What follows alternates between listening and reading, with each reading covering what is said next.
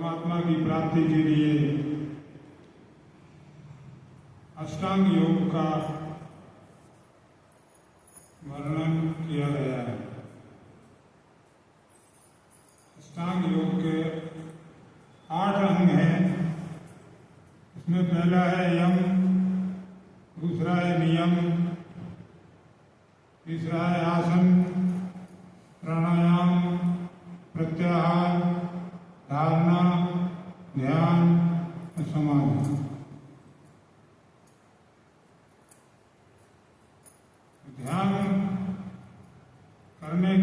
ध्यान जो है योग का 7वां अंग।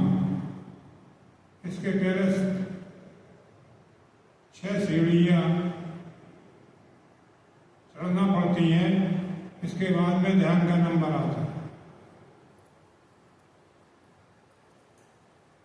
इसलिए ध्यानम निर्विषयम मनः, ध्यान का तात्पर्य है, अर्थ है कि हमारा मन जो है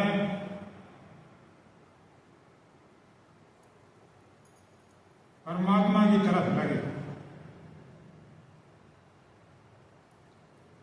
हमारे मन की वृत्तियां 2 प्रकार की होती हैं।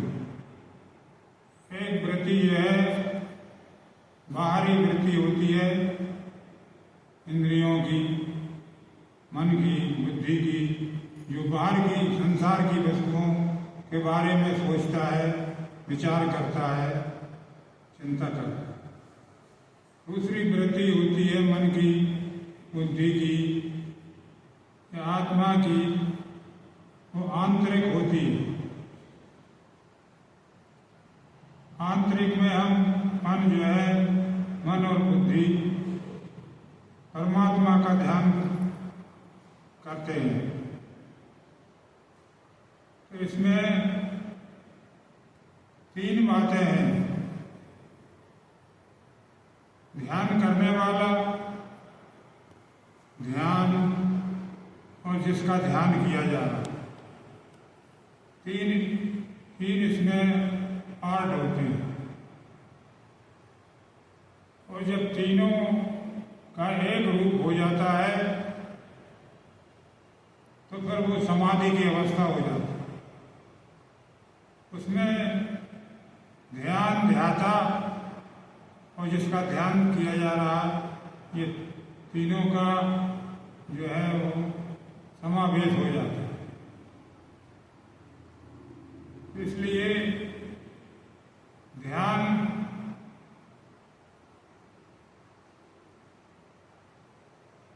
करने से हमें क्या लाभ?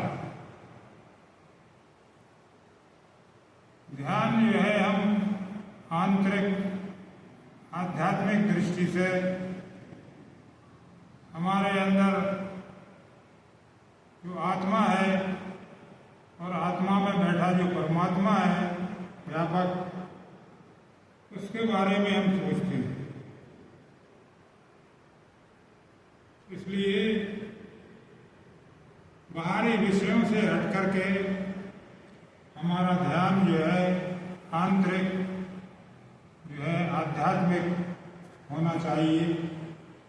और इससे लाभ हमें ये होता है कि मनुष्य का आत्मा को, परमात्मा को समझने के लिए हमें अभ्यास मिलता है, अभ्यास करना पड़ता है।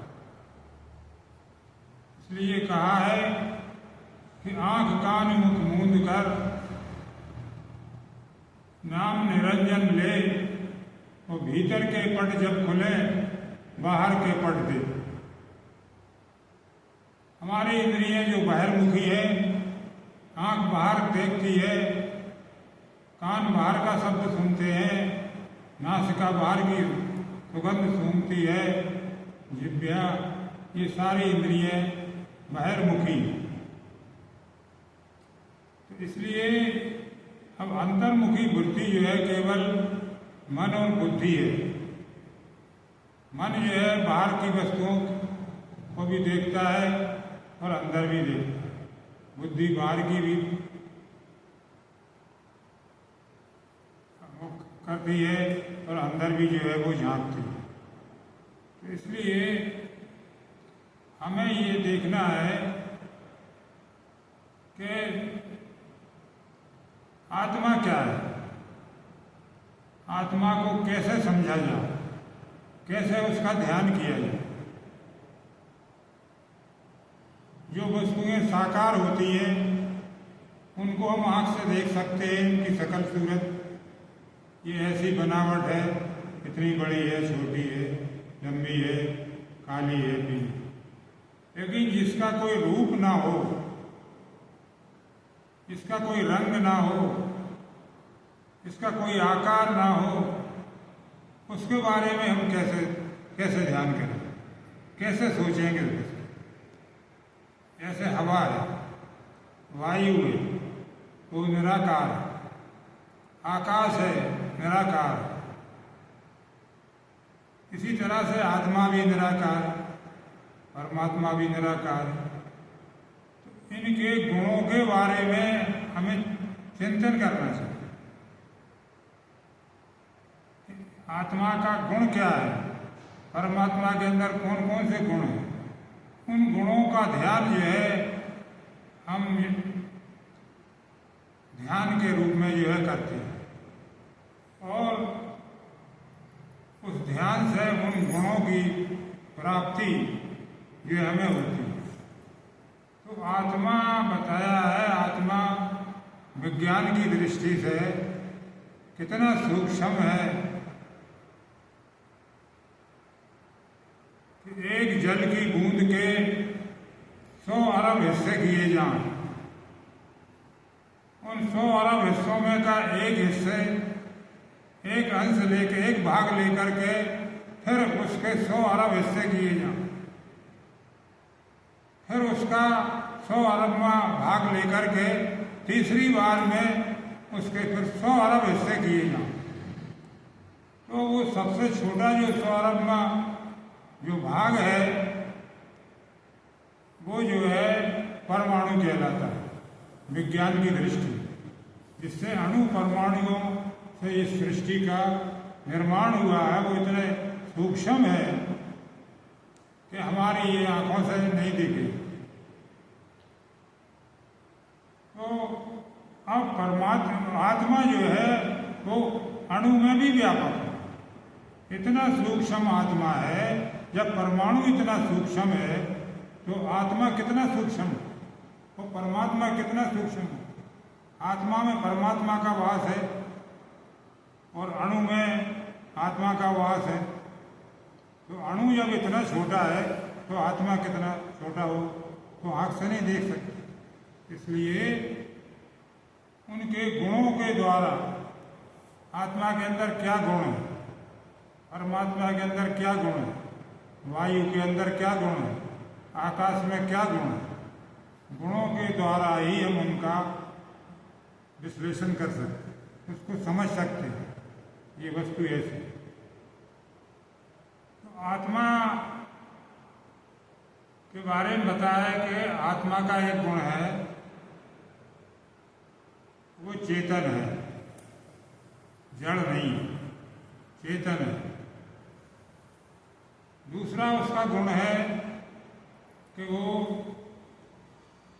प्रयत्न करता है, उसके अंदर शक्ति प्रयत्न करने की, कुछ न कुछ करता रहता है, बैठता नहीं है, खाली नहीं बैठता। प्रयत्न नाम का गुण आत्मा के अंदर है, चेतन नाम का गुण आत्मा के अंदर है, वो जड़ नहीं। और ज्ञान, पर आत्मा के अंदर ज्ञान है, विवेक है, वो कुछ सोचता है, कुछ समझता है, का कर्म करने की उसके अंदर शक्ति है, क्षमता है, प्रयत्न करता है। तो ज्ञान, प्रयत्न और सुख और दुख, ये आत्मा के गुण हैं।